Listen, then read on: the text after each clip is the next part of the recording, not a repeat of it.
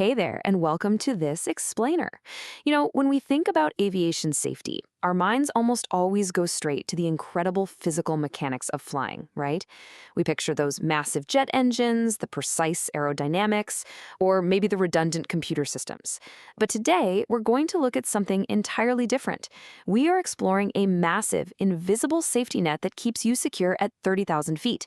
And get this, it's built entirely out of administrative rules and regulatory paperwork. It is a fascinating, super complex system that ensures every single flight is governed by strict, unyielding standards. Okay, let's dive into this top-down hierarchy we'll be exploring today. We'll start with an intro to regulatory documentation, move into unpacking Title 14 CFR, explore the rulemaking process, navigate airworthiness directives, and finally, we'll wrap up with specifications and design changes. Section 1. Intro to Regulatory Documentation. The authorities behind the safety net. So to really understand this safety net, we have to look at the major players actually issuing these rules. Globally speaking, that's usually the FAA here in the US and EASA over in Europe. Now, regulatory documentation pertains specifically to the rules these authorities issue to ensure safety in aviation. And I really want to emphasize here that these documents aren't just, polite bureaucratic suggestions. They are the absolute foundation of everything a pilot or an aviation mechanic does. Whether it's a routine pre-flight inspection or a massive engine overhaul, this documentation creates a literal, legally binding safety net for every single passenger that boards an aircraft. Moving right along to Section 2, Title 14 CFR Explained, the Aviation Constitution. All right, so we are now transitioning down one level to the absolute master rulebook, Title 14 CFR, which stands for Aeronautics and Space. This is the principal set of administrative laws issued by the FAA and the Department of Transportation, and it makes up just one of 50 massive titles in the U.S. Code of Federal Regulations.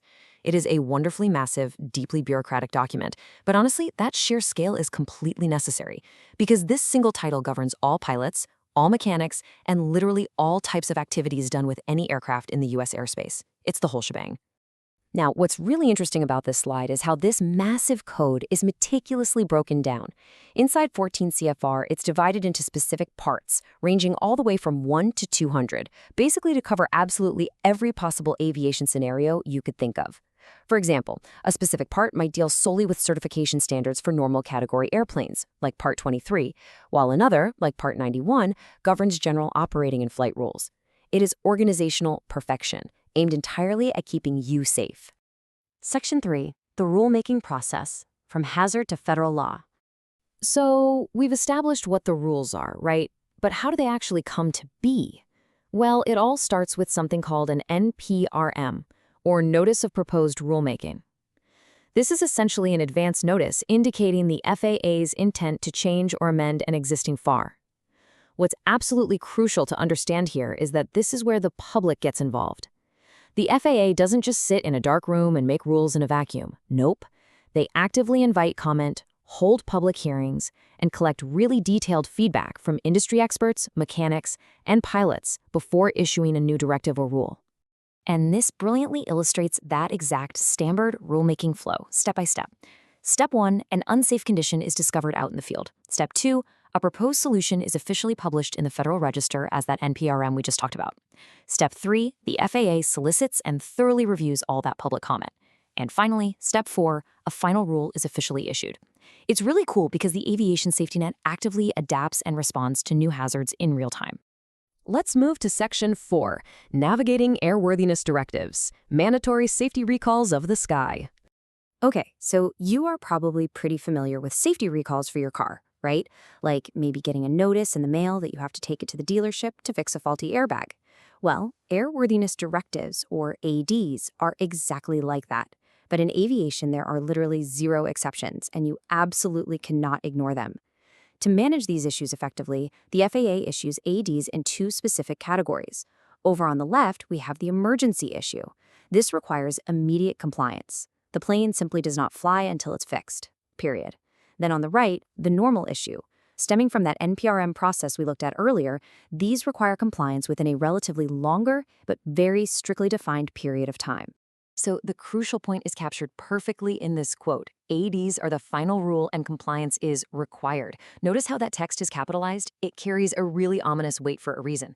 Driving this home is absolutely essential. Ignoring an airworthiness directive is simply not an option for mechanics or pilots. The aircraft is legally grounded, considered totally unairworthy until that directive is fully complied with and properly documented. No way around it. And finally, Section 5, Specifications and Design Changes, Evolving the Aircraft.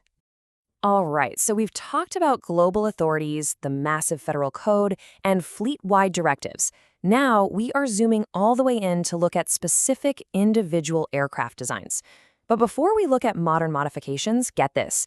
Here is a rather surprising historical fact. Aircraft specifications, which are the regulatory documents issued for both type-certificated and non-type certificated products, actually originated almost a century ago. They were first implemented way back during the rollout of the Air Commerce Act of 1926. It really shows how early on the aviation community realized, hey, we desperately need a standardized way to document what makes an aircraft safe to fly. Fast forward to today. If you want to alter that original specification, you are often going to be dealing with an STC, or Supplemental Type Certificate. This is a document identifying the specific regulatory compliance for a design change. Maybe you're installing a brand new type of GPS system, or maybe modifying the engine. What's vital to note here is that the STC, along with all of its supporting data, we're talking the drawings, the instructions, the specifications, that is the exclusive intellectual property of the STC holder. So if a mechanic wants to use those specific design instructions to modify a plane, they have to directly contact the STC holder to obtain the legal rights and literally purchase the use of that data. Which brings us to our final thought. Next time you board a flight, as you're settling into your seat, buckling up, and looking out the window at the wing, will you think about the invisible rulebook keeping you safe? Behind the awe-inspiring physics of flight is a dense, incredibly thorough alphabet soup of CFRs, NPRMs, ADs, and STCs.